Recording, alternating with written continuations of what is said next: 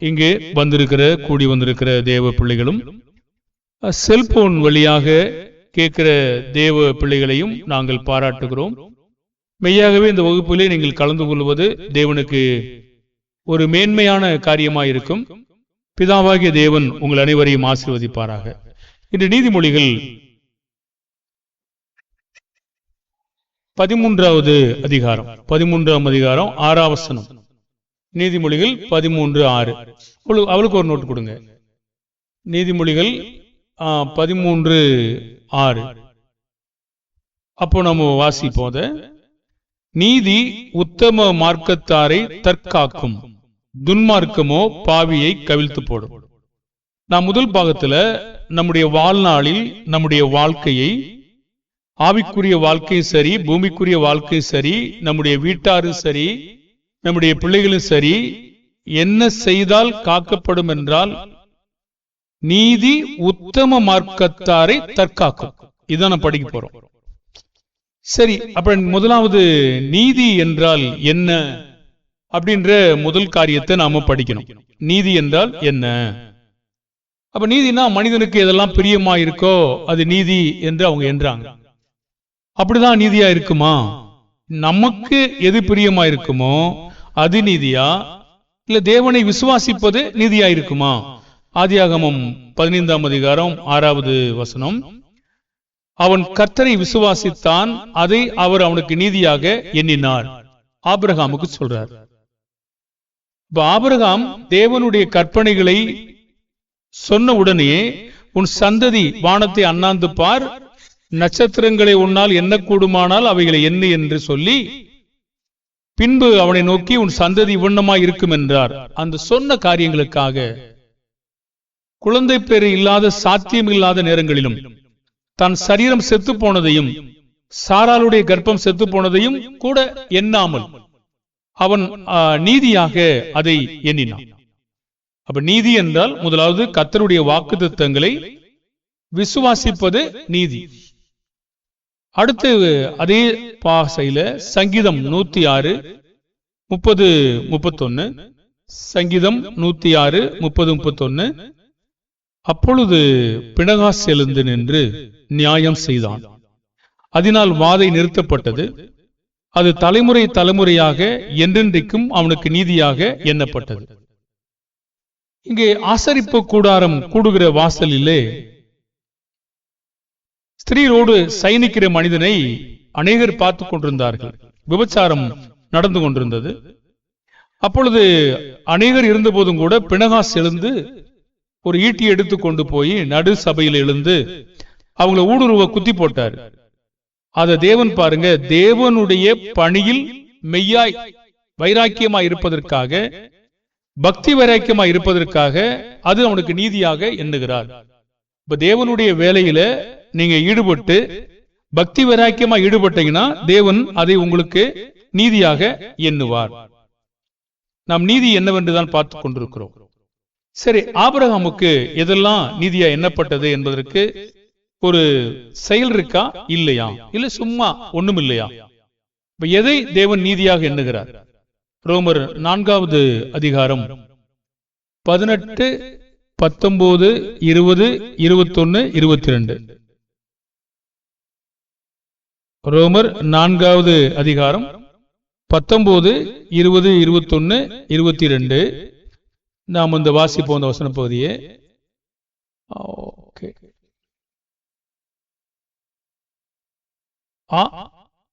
உன் சந்ததி இவ்வளவா இருக்கும் என்று சொல்லப்பட்டபடியே தான் அநேக ஜாதிகளுக்கு தகப்பனாவதை நம்புவதற்கு ஏதுவில்லாதிருந்தும் அதை நம்பிக்கையோட விசுவாசித்தான். அவன் விசுவாசத்தினாலே பலவீனமாய் இருக்கவில்லை. அவன் ஏறக்குறைய 100 வயதுள்ளவனாய் இருக்கும் போது தன் சரீரம் செத்து போனதையும் சாராளுடைய கற்பம் செத்து போனதையும் எண்ணாதிருந்தான். தேவனுடைய வாக்குத்தத்தை குறித்து அவன் அவிசுவாசமாய் சந்தேகப்படாமல் தேவன் வாக்குத்தத்தம் பண்ணினதை நிறைவேற்ற வல்லவராயிருக்கிறார் என்று முழு நிச்சயமாய் நம்பி தேவனை மகிமைப்படுத்தினான், விசுவாசத்தில் வல்லவனானான் என்று வார்த்தையை நாம் படிக்கிறோம். சரி, அப்போ ஆபிரகாம் இங்கே நீதியாக எண்ணத்தக்கதாக அவன் செய்த செயல்கள்லாம் என்ன என்று நீங்க பார்த்தீங்கன்னா, 1:18 வசனம், அநேக ஜாதிகளுக்கு தகப்பனாவதை நம்புவதற்கு ஏதுவில்லை, நம்பிக்கையோட விசுவாசித்தான். 2, அவன் விசுவாசத்திலே பலவீனமாயிருக்கவில்லை. 3, தன் சரீரம் செத்து போனதையும் சாராளுடைய கர்ப்பம் செத்து போனதையும் எண்ணாதிருந்தான். 4, வாக்குத்தத்தத்தை குறித்து அவன் அவிசுவாசமாய் சந்தேகப்படவில்லை. 5, முழு நிச்சயமாய் நம்பி தேவனை மகிமைப்படுத்தி விசுவாசத்தில் வல்லவனானான் என்று ஒரு வார்த்தை இருக்கிறது. அப்ப ஆபிரகாமுக்கு இதுதான் நீதியாக எண்ணப்பட்டது. அது ஆபிரகாமுக்கு மாத்திரமா என்று கேட்டீங்கன்னா, 22ஆம் வசனத்தில் சொல்றாரு, ஆகையால் அது அவனுக்கு நீதியாக எண்ணப்பட்டது. இது ஆபிரகாமுக்கு மாத்திரமா என்று கேட்டா 4:23 சொல்றாரு, அது அவனுக்கு நீதியாக எண்ணப்பட்டது என்பது அவனுக்காக மாத்திரமல்ல, நமக்காகவும் எழுதப்பட்டிருக்கிறது. அப்ப நம்ம என்ன செஞ்சா நீதியா நமக்கு என்ன?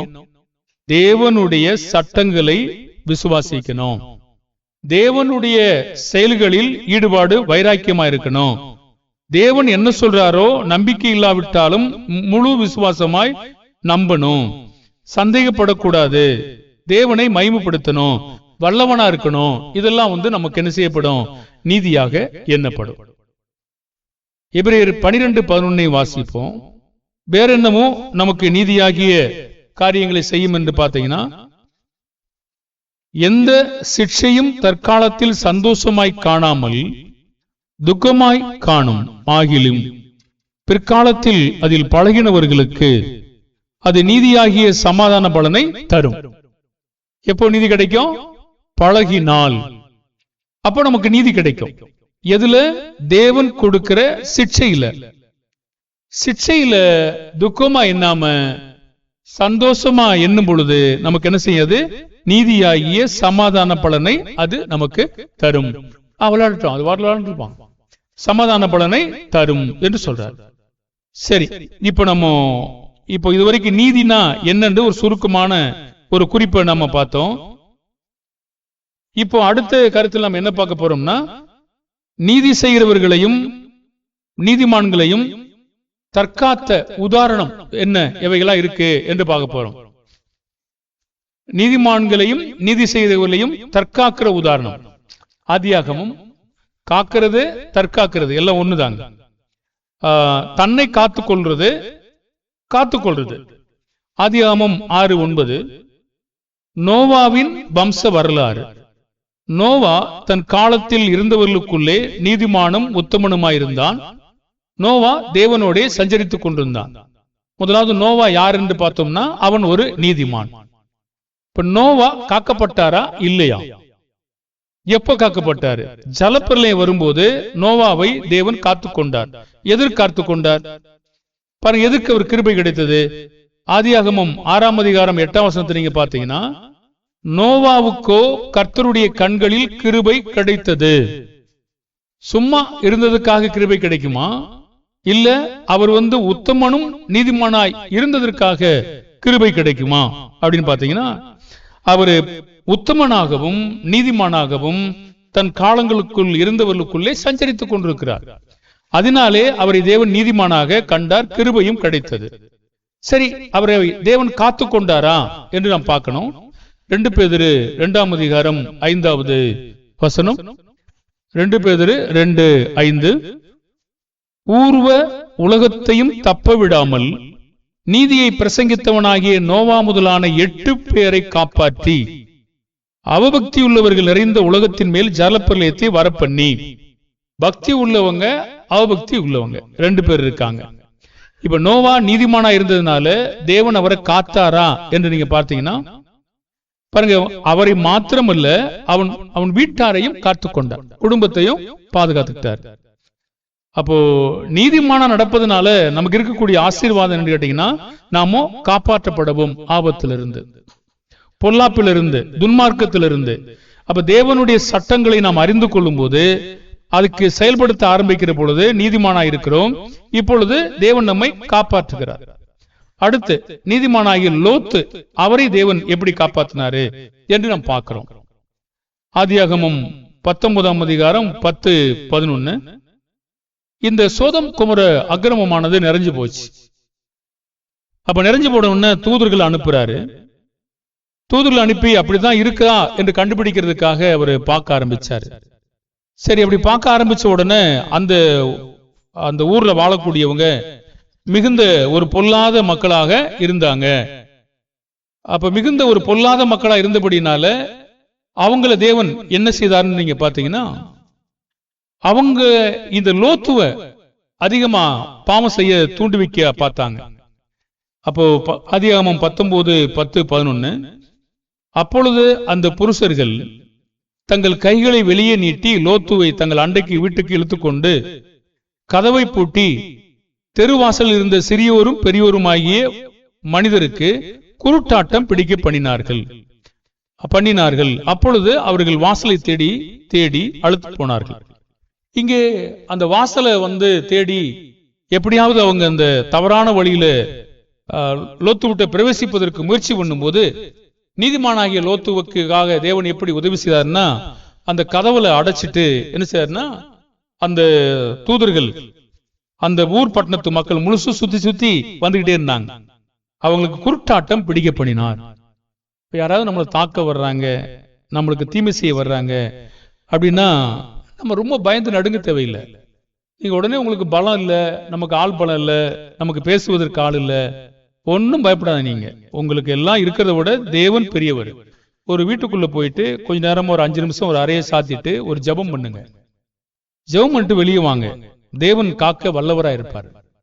நீங்க மனித பயணத்தை விட நீதிமானா இருந்தால் நீங்க நிச்சயமாக தேவன் மேல் நம்பிக்கை கொண்டு ஒரு ஜெபம் பண்ணா போதும், அவங்களுக்கு குருட்டாட்டம் பண்ண பிடிக்கவும் முடியும். வாசல் இங்க பக்கத்துல இருக்கும், அவங்க சுத்தி சுத்தி வர்றாங்க. வாசல் அடைச்சாச்சு, வாசலே அவங்களுக்கு தெரியாம ஆக்கும்படி நீதிமான காப்பாத்திட்டாரு. நீதிமானையும் காப்பாற்றுவாரு, அவருடைய பிள்ளைகளையும் காப்பாற்றாரு. பாருங்க, பொல்லாப்பு நிறைந்த இந்த உலகத்துல 100 பேர் உங்க வாசப்படி முன்னாடி நின்றாலும் அல்லது 500 பேர் நின்றாலும் உங்களை காணாதபடி அங்க நீங்க பாக்குறது மாதிரி இல்லாத மாதிரி தேவன் அவங்களுக்கு குருடு பிடிக்க பண்ணுவார். கண்ணு இருக்கும், ஆனா உங்களை தெரியாம கூட பண்ணுவார். அவனை எங்கே காணமே, எங்கே புலம்பிட்டு ஏதோ புலம்பிட்டு போயிட்டே இருப்பான். பாருங்க, தேவனால் அப்படி செய்ய முடியும். நீதிமான நம்ம நடக்கிறது தேவனுக்கு மகிழ்ச்சி, நம்ம காப்பாற்றப்படுவோம். ஆதியாகமம் 19ஆம் அதிகாரம் 15ஆம் வசனத்துல, கிழக்கு வெளுக்கும் போது அந்த தூதர் லோத்தை நோக்கி, பட்டணத்துக்கு வரும் தண்டனையில் நீ அழியாதபடி எழுந்து உன் மனைவியை இங்கே இருக்கிற உன் 2 குமாரத்திகளையும் அழைத்துக் கொண்டு போ என்று சொல்லி அவனை துரிதப்படுத்தினார்கள். அவன் தாமதித்துக் கொண்டிருக்கிற பொழுது கர்த்தர் அவன் மேல் வைத்த இரக்கத்தினால் அந்த புருஷர் அவன் கையையும் அவன் மனைவியின் கையையும் 2 குமாரத்திகளின் கையை பிடித்து அவனை பட்டணத்துக்கு வெளியே கொண்டு போய் விட்டார்கள். அப்ப எவ்வளவு ஒரு அன்பு கூறாரு பாருங்க. நீதிமானா நான் நடக்கிற பொழுது அவங்கள போக சொன்னாங்க, இன்னும் போகல, அவங்க தாமதம் பண்ணிக்கிட்டு இருந்தாங்க, அவங்க துரிதப்படுத்தப்படுறாங்க. ஆனாலும் அவங்க கைகளை புடிச்சு என்ன செய்தாங்க, ஓடி போங்க அப்படி சொல்றாங்க. ஓ, நம்ம ஏன் பயப்படுறோம்? அந்த உலகத்துல சும்மா சண்டை வந்தா பயப்படுறோம், பிரச்சனை வந்தா பயப்படுறோம். அப்ப நம்ம அநீதி செஞ்சாதான் பயப்படணும். நீதி செஞ்சா நம்ம சிங்கம் மாதிரி நிக்கணும், பயப்பட தேவையே கிடையாது. நெகேமியா பயந்து இல்லாம என்னை போன்ற மனிதன் ஓடி ஒளிவானோ என்று சொன்னார். அவ்வளவு ஜனங்கள் அதிகாரிகள் மத்தியில் தானியேல் கம்பீரமா ஜெபம் பண்ணாரு. பாருங்க, அந்த பிராது பண்ணி அடைக்க போனாங்க. அவரை போய் 3 தரம் எப்போதும் போல ஜெபம் பண்ணிட்டு இருந்தார். கொலை செய்ய போறோம்னு தெரிஞ்சு கூடும். அப்ப தேவன் மேல் நம்பிக்கை இருக்கிற ஒரு மனிதர்கள் வீண் பயம் கொள்ள மாட்டார்கள். அவர்கள் தங்களுடைய விசுவாசத்தை இழந்து போக மாட்டார்கள், சந்தேகப்பட மாட்டார்கள். அப்ப நம்ம எப்போதுமே நம்ம தைரியமானவர்களாக இருந்து தேவனுக்குள்ளாக நம்முடைய பாகத்தை நீதிமானாக நடந்து கொள்ள வேண்டும் என்பதை தேவன் விரும்புகிறார். அப்போ லோத்து நீதிமானா இருந்ததனால் காப்பாற்றப்பட்டார். அப்ப லோத்து கண்டிப்பாக நீதிமானாய் நடந்து கொண்டிருந்தார் என்று சொல்லப்படுகிறது. 2 பேதுரு 2ஆம் அதிகாரம் 7, 8, 9 அக்கிரமக்காரருக்குள் வாசமாயிருக்கையில் அவர்களுடைய காம விகார நடக்கையினால் வருத்தப்பட்டு வருத்தப்பட்டு நாள்தோறும் அவருடைய அக்கிரமக்கிரியை கண்டு கேட்டு நீதியுள்ள தன்னுடைய இருதயத்தில் பாதிக்கப்பட்ட நீதிமானாகிய லோத்தை அவர் ரட்சித்திருக்க. கர்த்தர் தேவ பக்தியுள்ளவர்களை சோதனை என்று ரட்சிக்கவும் அக்கிரமக்காரரை ஆக்கினைக்குள்ளானவர்களாக நியாயத்தீர்ப்பு நாளுக்கு வைக்கவும் அறிந்திருக்கிறார். அப்போ நீதிமானா இருக்கிற மக்களை அவர் கண்டிப்பா சோதனை நின்று காப்பாற்றுகிறார். நீதி செய்கிறவர்களை குறித்தும் நீதிமானை குறித்தும் ஆபிரகாம் கர்த்தரிடத்தில் பேசும்போது என்ன சொன்னார்னா, நீதிமானோடு துன்மார்க்கனோடு நீதிமான சங்கரிக்க மாட்டாராமா. தேவனுடைய தன்மையை பத்தி அவர் பேசுறாரு. ஆதியாகமம் 18:25 நான் வாசிக்கிறேன். நீதிமானையும் சங்கரிப்பது உமக்கு தூரமாய் இருப்பதாக, நீதிமானையும் துன்மார்க்கனையும் சமமாய் நடப்பது உமக்கு தூரமாய் இருப்பதாக, சர்வலோக நியாயாதிபதி நீதி செய்யாதிருப்பாரோ என்றார். இங்க எதுக்காக அவர் கேட்கிறார்னா, ஆதியாகமம் 18:26 நான் சோதோமில் 50 நீதிமானை கண்டால் அவர் நிமித்தம் அந்த ஸ்தலம் முழுவதையும் ரட்சிப்பேன் என்றார். ஆபிரகாம் மறுபடி பேசுறார். 40:28 45 நீதிமான்களை கண்டால் அதை அழிப்பதில்லை என்றார். 29 40 நீதிமான்கள் நிமித்தம் அதை அழிப்பதில்லை என்று சொன்னார். 30 30 நீதிமான்களை கண்டாலோ என்றான். 30 நீதிமான்களை கண்டால் நான் அழிப்பதில்லை என்று சொன்னார். 31 20 நீதிமான்களை அங்கே கண்டாலோ என்றான். 20 நீதிமான்களை நிமித்தம் அதை நான் அழிப்பது இல்லை என்று சொன்னார். 10 நீதிமான்களை 32 10 நீதிமான்களை அங்கே காணப்பட்டாலோ என்றான். அதற்கு அவன் 10 நீதிமான்கள் நிமித்தம் அதை அழிப்பதில்லை என்று சொன்னார். இப்ப நீதிமான்கள் நிமித்தமாக ஒரு பட்டணம் கூட என்ன செய்யப்படும்? காக்கப்படும். இப்ப நம்ம நீதிமான வாழ ரொம்ப பிரயாச பண்ணுமா? நீதிமானா யாரு? தேவனுடைய சட்டங்களையும் வாக்குத்தத்தங்களை விசுவாசிப்பது, தேவனுடைய நியமித்த கிரியைகளை செய்து முடிப்பது, தேவனுக்காக பக்தி வைராக்கியமாயிருப்பது, தேவனுடைய பிள்ளைகளிடத்திலே நாம் நலமாய் நடந்து கொள்வது, இதெல்லாம் நீதி. இப்ப நீதி என்ன செய்யும்? எந்த ஒரு பட்டணம் நீதி செஞ்சா அது என்னாகும்? நீதிமொழிகள் 14:34 நீதி ஜனத்தை உயர்த்தும். எவ்வளவு ஆச்சரியமா இருக்கு பாருங்க. நீதி செஞ்சா அவங்க உயர்ந்து இருப்பாங்க. பாவமோ எந்த ஜனத்திற்கும் இகழ்ச்சி. அப்ப யார் பிழைப்பாங்க? யார் பிழைப்பாங்கன்னா அவர் சொல்றாரு பாருங்க, பிழைப்பதற்கான ஒரு தகுதியை தேவன் சொல்றாரு.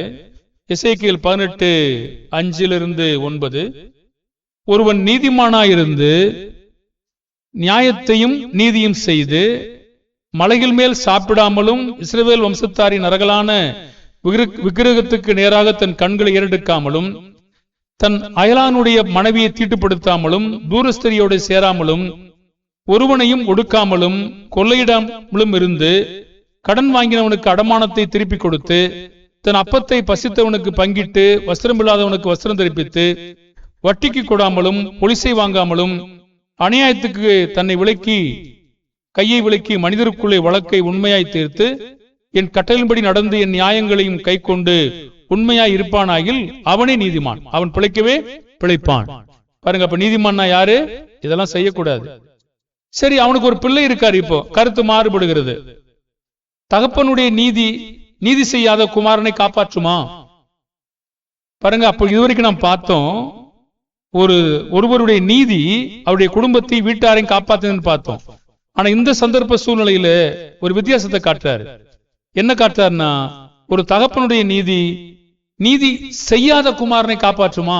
அதான் பாடம். அதை பார்த்தீங்கன்னா, ஆனாலும் அவனுக்கு ஒரு குமாரன் பிறந்து அவன் கல்லனும் இரத்த சிந்துகிறவனும் மேற்சொல்லிய கடமைகளின்படி நடவாமலும் இவைகளில் ஒன்றுக்கொப்பானதை செய்கிறவனுமாயிருந்து மலைகளின் மேல் சாப்பிட்டு தன் அயலானுடைய மனைவியை தீட்டுப்படுத்தி சிறுமையும் எளிமையானவனை ஒடுக்கி கொள்ளைக்காரனாயிருந்து அடைமானத்தை திருப்ப கொடாமல் நரகலான விக்கிரங்களுக்கு நேராக தன் கண்களை ஏறெடுத்து அருவருப்பானதை செய்து வட்டி கொடுத்து பொலிசை வாங்கினால் அவன் பிழைப்பானோ?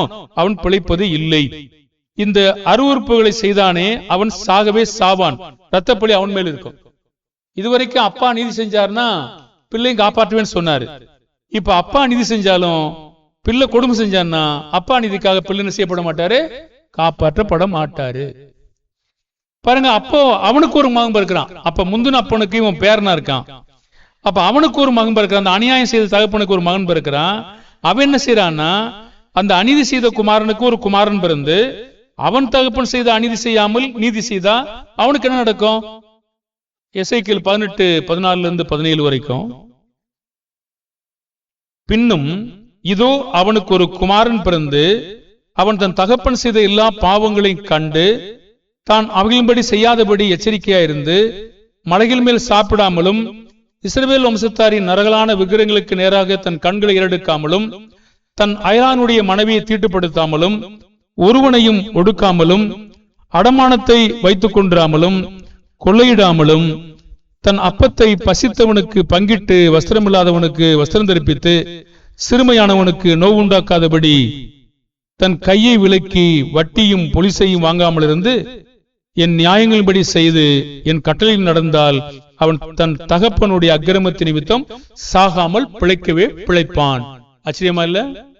அப்படின்னா நான் அப்பனை பார்க்கணுமா, இல்ல ஒரு அப்பா தவறு செய்யறாரு அதை பார்க்கலாமா? நீதி செய்தா பார்க்கணுமா? பார்க்கணும். தவறு செய்தா அதை செய்யாம இருக்கணும். பாருங்க, அவங்க பிழைக்க முடியும். இல்ல அவங்கள பார்த்தாங்கன்னா கெட்டு போயிடுவாங்க. அப்ப அவன் தகப்பனுக்கு என்ன நடந்தது? அவன் தகப்பனுடைய அக்கிரமம் அவன் மேல் சுமத்தப்படுமா? இல்லை என்றார். அவன் 18 வசனம், அவன் தகப்பனோ வென்றால் கொடுமை செய்து சகோதரனை கொள்ளையிட்டு தகாததை தன் ஜனங்களின் நடுவே செய்தபடியினால் இதோ அவன் தன் அக்கிரமத்தில் சாவான் என்று சொல்றார். அப்ப இந்த மாதிரி அவருடைய நீதியை ஒருத்தர் சுமக்க முடியாது. அப்ப அவன் தகப்பன் மேல் அக்கிரமம் அவனுக்கு சுமத்தப்படுமா? 19 வசனம், இதுபடி குமாரன் தகப்பனுடைய அக்கிரமத்தை சுமக்கிறது இல்லையா என்று கேட்டா, குமாரன் நியாயத்தையும் நீதியும் செய்து தன் கட்டளை கை கொண்டு அவளின்படி செய்தால் அவன் பிழைக்கவே பிழைப்பான் என்று சொல்றார். சரி, இந்த பாடத்தை நம்ம முடிவு கொண்டு வந்தோம். என்ன முடிவு கொண்டு வந்தோம்னா, ஒரு பாட்டுல ஒரு மனிதன் நீதி செய்தா அவன் குடும்பம் காப்பாற்றப்பட்டதை பார்த்தோம். அவங்க எப்படிப்பட்டவங்களா இருந்தாலும் நமக்கு தெரியாது, ஆனா காப்பாற்றப்பட்டாங்க. அவனும் காப்பாற்றப்பட்டான், அந்த பட்டணமும் காப்பாற்றப்பட்டது, அந்த மனிதனுடைய நோவாவுடைய வீட்டாரும் காப்பாற்றப்பட்டாங்க, லோத்துனுடைய வீட்டாரும் காப்பாற்றப்பட்டாங்க. மருமக்கமாறு பரியாசம் பண்ண சொன்னதுனால அவங்க காப்பாற்றப்படாம அழிஞ்சு போயிட்டாங்க.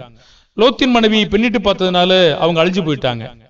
நிறைய உதாரணங்கள் இங்கே நம்ம பார்க்க முடியும். ஆபிரகாமுக்கு நீதியாக எண்ணி ஆபிரகாமை தேவன் காத்து வந்தார். ஆனால் எசேக்கியேல் வரும் பொழுதோ தகப்பனுடைய நீதி செய்யறாரு, மகன் அக்கிரமம் செய்யறாரு, மகன் காப்பாற்றப்பட மாட்டாரு.